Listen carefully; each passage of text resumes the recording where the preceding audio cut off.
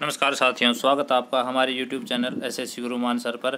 दोस्तों, सरकार की तरफ से एक बहुत बड़ी खुशखबरी आपके लिए आई है। देश में, पूरे देश में अब नेशनल रिक्रूटमेंट एजेंसी बनाई जाएगी। ये आज ही जो कैबिनेट मीटिंग हुई थी, उस कैबिनेट मीटिंग में ये डिसाइड किया गया है कि एक नेशनल रिक्रूटमेंट एजेंसी बनाई जाएगी पूरे देश के लिए। अब एक देश एक ही भर्ती एजेंसी।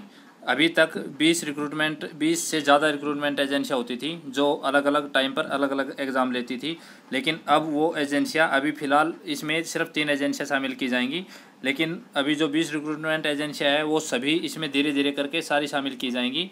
उसके बाद पूरा देश में एक ही रिक्रूटमेंट एजेंसी होगी और वो उसमें कॉमन एलिजिबिलिटी टेस्ट होगा। जो एक बार टेस्ट होगा, कॉमन एलिजिबिलिटी टेस्ट 1 साल में एक बार टेस्ट होगा और उसको वो क्वालिफाइंग नेचर का होगा। जो क्वालिफाइंग नेचर का जो एग्ज़ाम होगा, वो एग्ज़ाम आप अगर क्लियर कर लेते हो, जो उसके लिए एक कट ऑफ डिसाइड की जाएगी। उस कट ऑफ से अगर ऊपर आपके नंबर आते हैं तो आप अगले 3 साल के लिए एलिजिबल हो जाएंगे। 3 साल के लिए आप IBPS, SSC और RRB का एग्ज़ाम दे सकते हो, क्योंकि अभी फ़िलहाल ये 3 एजेंसियाँ इसमें शामिल की गई हैं, IBPS, SSC और RRB railway recruitment board, railway की, और जो बैंकिंग है वो, और SSC, तीनों के जो एग्ज़ाम अभी जो प्रीलिम्स होता था, वो प्रीलिम्स अब सभी के अलग अलग ना होकर एक ही प्रीलिम्स होगा सभी का। और वो प्रीलिम्स अगर आप उसको क्वालिफाई कर जाते हो तो उसके लिए आप उसके मेंस के लिए एलिजिबल हो जाएंगे। और मेंस अलग अलग एजेंसी लेंगी, लेकिन प्री सभी का कॉमन होगा। नेशनल रिक्रूटमेंट एजेंसी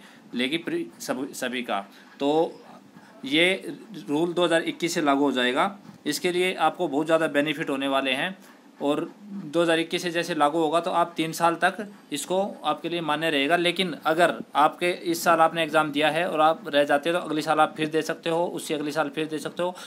ये आप बार बार दे सकते हो, कितनी भी बार, कोई लिमिट नहीं है, कोई बाउंडेशन नहीं है। लेकिन अगर आपकी एज डिसाइड की जाएगी, 30 साल, 32 साल, 27 साल, जो भी एज डिसाइड की जाएगी नेशनल रिक्रूटमेंट एजेंसी के द्वारा, जो एज अभी गवर्नमेंट डिसाइड करेगी, और जो नेशनल रिक्रूटमेंट एजेंसी जो बनी है, ये जो आगे बताएगी कि इतनी एज तक के लिए आप एलिजिबल हैं, तो उस एज तक आप कितनी भी बार ये एग्ज़ाम दे सकते हो।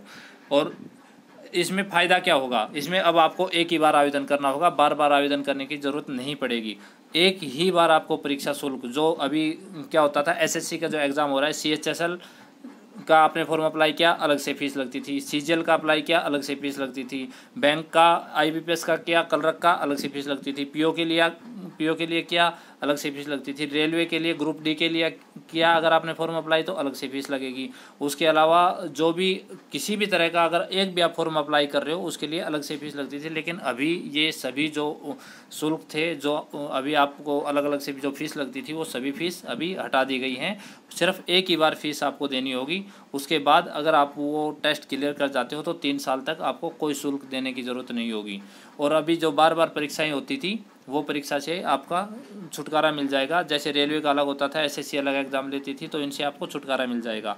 अब एक दिन में, कई बार क्या होता था कि एक ही दिन में 2 एजेंसियाँ अपने अपने एग्ज़ाम लेती थी। जैसे SSC का भी एग्ज़ाम है और उसी दिन बैंक का भी एग्ज़ाम है। लेकिन अब ऐसा नहीं होगा। प्री के लिए आप जब एक ही टेस्ट होगा तो इस तरह की परेशानी आपके सामने नहीं आएगी।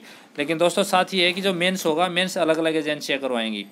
तो अभी तक के लिए इतना ही है। ये एक गुड न्यूज़ है गवर्नमेंट की तरफ से।